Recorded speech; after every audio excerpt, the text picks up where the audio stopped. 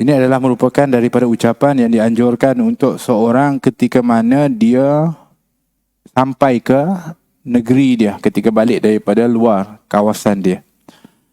Jadi ucapan ini adalah ucapan yang diajarkan. Nabi kita SAW disebutkan, kata Sayyidina Anas bin Malik, apabila sampai saja di pinggir Madinah dan melihat Juduratul Madinah. Judurat ni maknanya benteng, tembok-tembok Madinah tu.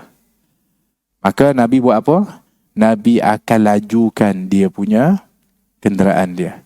Kenapa? Kerana rindunya kepada tanah airnya. Itu menunjukkan hubbul watan minal iman. Kerana cinta kepada negeri itu. Masa tu dia jalan pelan-pelan sama-sama kan. Biasanya Nabi ni kalau balik dari musafir, Nabi akan suruh sahabat dia, cepat-cepat, siapa yang nak cepat pergi dulu.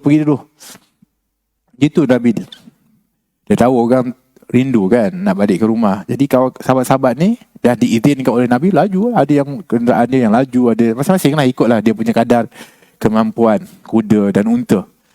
Jadi lajulah. Tinggallah yang slow-slow kat belakang kan. Dan juga ada sebenarnya yang dijadikan pemantau akhir dipanggil.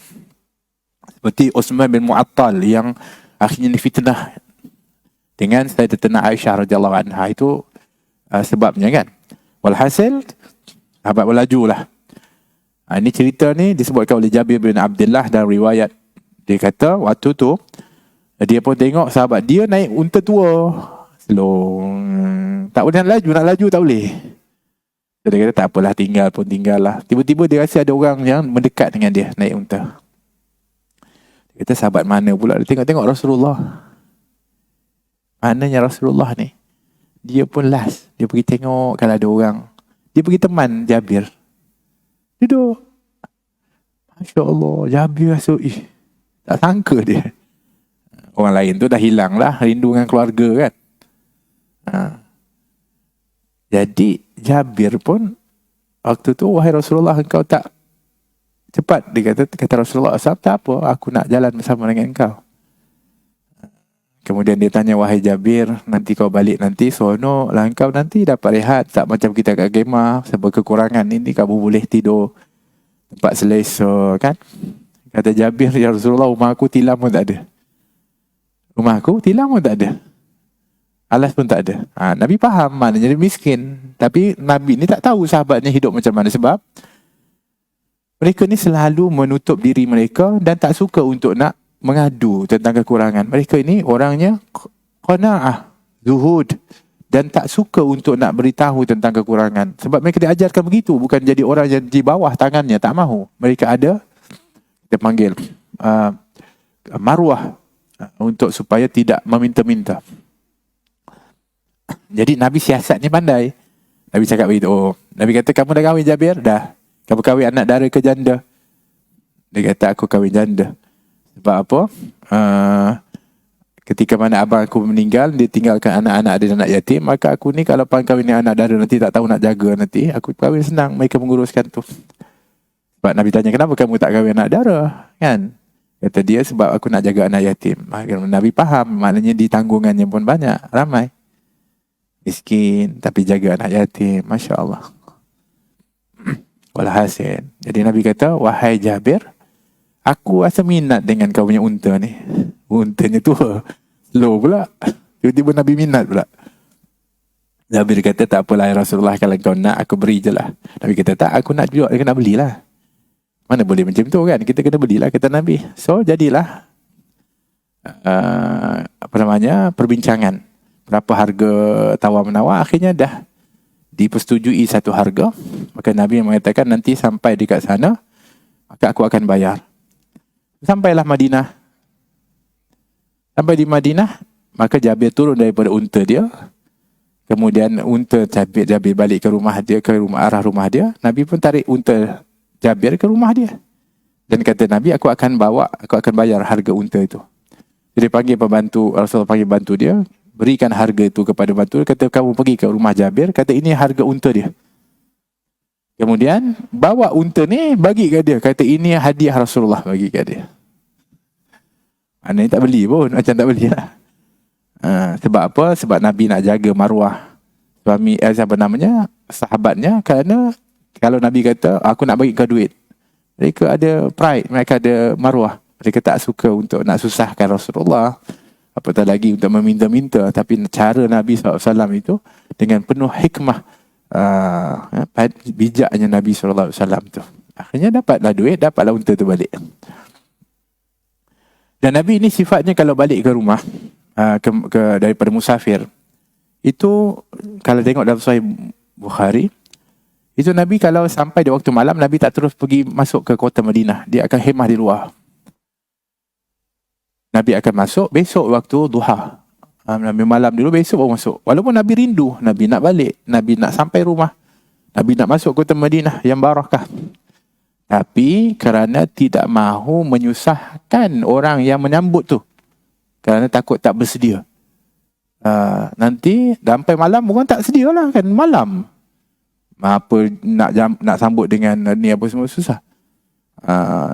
Nanti jadi masalah kan. Yang kita pula zaman ni surprise.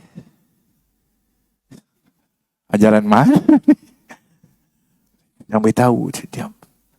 Memang surprise, bukan kita nak surprise kan dia, dia pun surprise kita juga.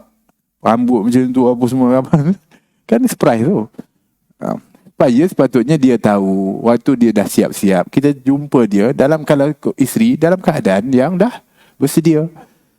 Kan dalam keadaan dia dah sediakan sambutan, dan juga barulah kita balik tu harmoni je. Ini nak surprise sangat lalas, bergaduh pula kat situ. Surprise sangat. Itu sifatnya baginda Rasulullah begitu. Kan, jadi tapi kita ni tak jadi lebih banyak kemudahan. Walaupun kita balik di waktu malam, kita boleh balik sebab kita boleh ada communication, iaitu alat komunikasi. Kita boleh untuk hubungi, ni abang nak sampai dah ni, saya nak sampai dah, saya sampai insyaAllah pukul sekian. Dia pun boleh ready lah. Kalau dia tak ready, itu masalah dia. Mana dia bermasalah lah tu. Tapi kalau kita surprise, jangan masalahkan dia.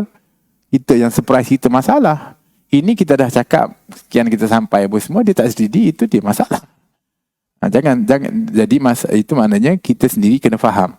Jadi tak kisah zaman sekarang kita nak balik pukul berapa, asalkan kita maklum kepada yang penting makluman. Dulu tak boleh nak maklumkan kerana waktu tu tak ada alat komunikasi yang boleh menghubungi. Sebab tu Nabi akan berkemah dulu di luar Madinah. Besok pagi keluar lepas subuh, zuhur baru Nabi pergi. Supaya waktu tu orang sedang seolah-olah bersedia. Keluarga bersedia menyambut kembalinya daripada keluarga ke rumah mereka. Dan dianjurkan untuk membaca ayibuna taibuna abiduna li rabbina hamidun, yakni kami sudah kembali. Ayibuna, kami sudah kembali dalam keadaan taibun, dalam keadaan bertaubat. Abidun, kami kembali dalam keadaan beribadat. Hamiduna, dalam keadaan memuji kepada Tuhan kami. Jadi bermakna balik dari musafir, kita pergi musafir juga niatnya untuk yang baik. Sebab orang yang musafir ni niatnya mesti baik. Kalau tidak, musafirnya menjadi musafir yang sama ada musafir maksiat atau musafir yang sia-sia. Jadi kalau dia niat yang betul apa semua, jadi ibadat. Balik pun akan menambahkan lagi dia punya nilai penghambaannya dan juga dapat keampunan dari Allah SWT. Jadi kembali aku kembali dalam keadaan bertaubat, beribadat dan memuji kepada Allah. Khususnya kalau orang balik daripada haji. Ini doa selalu kena lapaskan. Orang balik dari haji ni, dia nak sampai tu dia baca ni. Sebab supaya kekal hajinya yang dia dapatkan daripada situ, dapat untuk dia sentiasa menjadi orang yang bertaubat, beribadat dan memuji kepada Allah. Disunatkan orang yang balik daripada haji ni, kalau dia balik, dia singgah dulu ke masjid, dia solat di masjid. Di dalam tempat negeri dia tu, baru balik ke rumah. Itu disunatkan, cari masjid untuk disolat terlebih dahulu sebelum sampai ke rumah. Wallahu ta'ala alam bis-shawab. Jadi dibaca tu kan sekali berulang-ulang disebutkan. Berulang-ulang kali dibaca sampailah tiba di mana dekat tu. Kalau kita kata mungkin kalau kita punya ni nak landing ke atau dah landing nak pulang sampai ke rumah tu baca ayibuna taibuna abiduna li rabbina hamidun ayibuna taibuna abiduna li rabbina hamidun. Diulang-ulang sampai kat rumah. Jadi kalau diulang-ulang doa tu sampai kat rumah, jadi insya-Allah lah lidah kita tu tidaklah cerita yang bukan-bukan. Ini sampai je, baru sampai daripada haji dah cerita macam-macam. Jadi kalau kita ucap tu kan, jadi selamatlah lidah kita sampai kat rumah. Jadi kalau dia ulang-ulang, insya-Allah Allah SWT akan jaga. InsyaAllah. Wallahu ta'ala alam bissawab.